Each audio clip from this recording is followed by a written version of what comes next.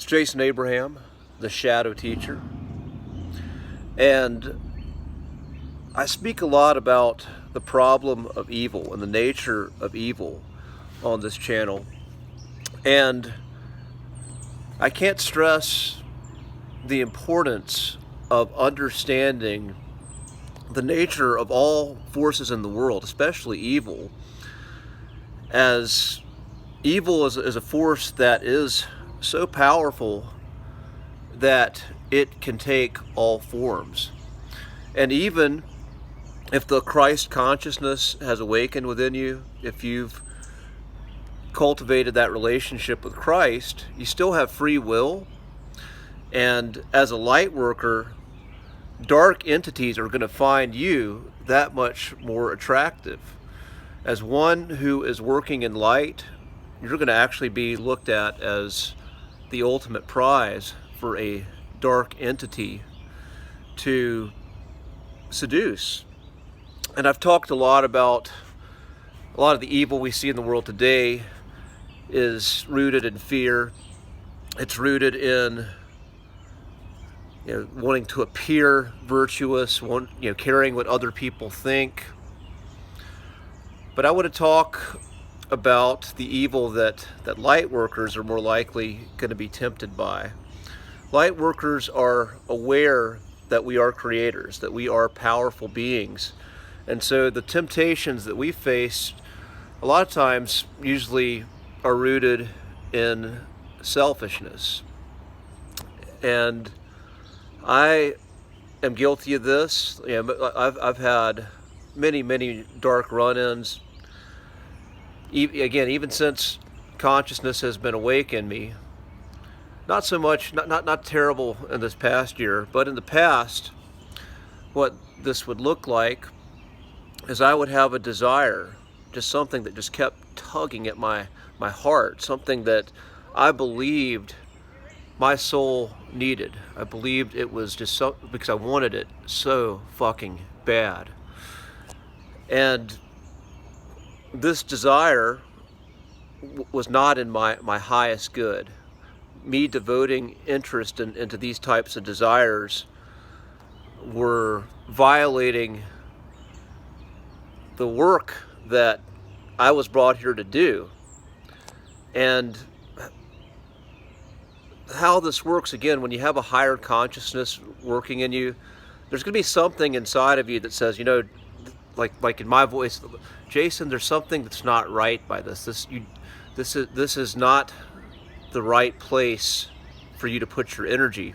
So part of me knew this, but it was something I wanted so bad, I still kept feeding it.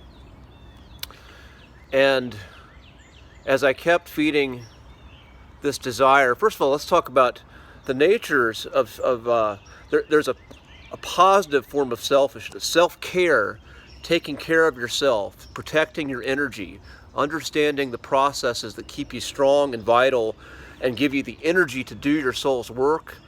This is not what I speak of. This is a good kind of selfishness. This is selfishness in the best possible way. Selfishness that attracts dark entities is a selfishness that violates either your soul contract, the work, the energy that you need to be devoting to something that has higher value in the grand scheme of your life, or it's violating the will of another sovereign entity. Like what you see with pickup artists, the idea of seduction. This is black magic. This is a very selfish approach of manifestation, of like the idea of coercing someone else's will, of putting someone under a spell. And people can believe that they're in love and that they're just creating, just showing the person who they really are or whatever. There's millions of rationalizations that this type of approach for manifestation, and I'm just using that as an example. This can show up in any other way, but that's just an easy one of why it's okay to do that, or any kind of an indulgence to an addiction that shows up like that. But again, what you're doing when you start to act on these dark, it's okay to feel them, but when you start to act and start to put energy into them, then you start to attract dark entities to you. And they which want to possess you, which want to hijack your being and cut off that relationship with the Christ consciousness. And again, every time you feed a selfish desire, a dark desire, a desire that is out of alignment with the will of God, with the natural law of the universe, these entities just, they start to get more and more, they dig their claws in, and usually you just don't realize it's happening. And what happens when you're in this state, you tell a lot of lies, you rationalize, you make excuses. This is a sign that you're in or under an influence of a dark entity, and that you are working on manifesting a dark desire.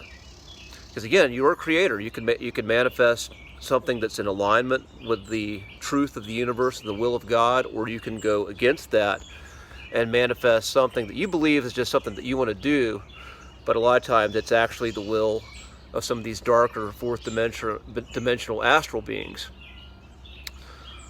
And the deeper you go on that path, then it's harder to get out of it.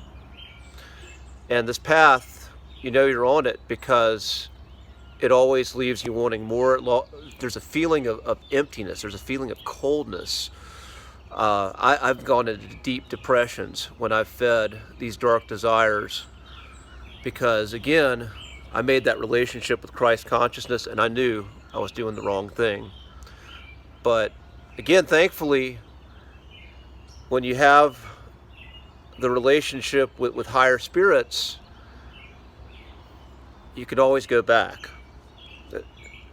And that's essentially what I did. You know, the painful process of looking at yourself, again, this being accountable for your own bullshit, and reconciling, saying you're sorry, heartfelt apology, bowing your head, asking for forgiveness. This is real. Now, when you're co-creating with the will of God, it feels different. Your desires are not, they're desires that benefit you, but they also benefit other beings in a positive way. They are never at the expense of others. They are always to uplift the souls of others around you, as well as using your gifts and your talents in an expressive way. They're very, when you are manifesting with the will of God, you're using the powers of generation. You're generating joy and abundance for the world. Whereas when you're manifesting with the spirits of darkness, you're amassing, you're hoarding, you're taking, and you're pillaging and plundering, essentially, from the energy of others in the world. So, just throwing this out there as the ideas of evil and entities. Again, they're very, very powerful. And when you are enlightened, when you understand the nature of what you're facing and what you're dealing with, then it doesn't have the same kind of power, and it frees you up to make different choices. And this is what we're called to do. We are called to use our free will, and the great Creator, the One, wants a relationship with us. And it is the greatest relationship any of us can have. So that's all I got for you today. I will see you on the other side. Class dismissed.